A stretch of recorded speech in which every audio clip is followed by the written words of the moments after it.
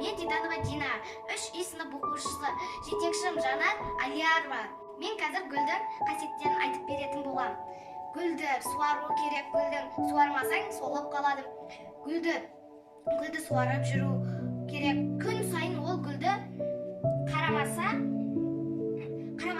оның жапырақтары түсіп қалады. Ол гүл жақсы иіс беріп тұрады.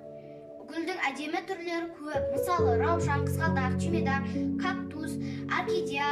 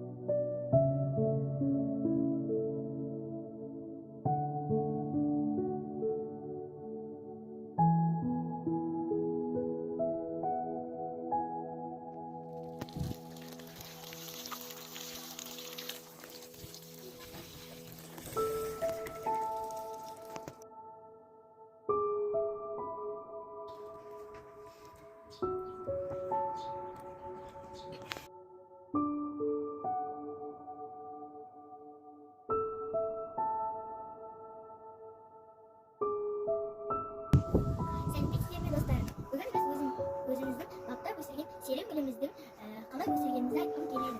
Бұл сирек гүліміздің қысы өте керемет. Бірінші біз оның астын қопсытамыз.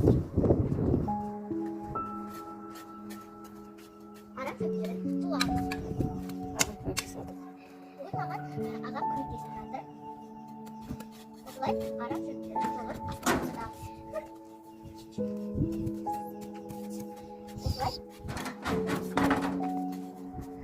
Енді бұл сирек гүлімізге суды құямыз.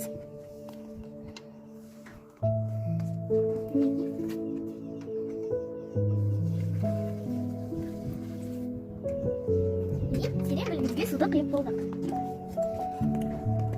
Енді бұл гүлімізге су шашып жапырақтарын жуатын боламыз.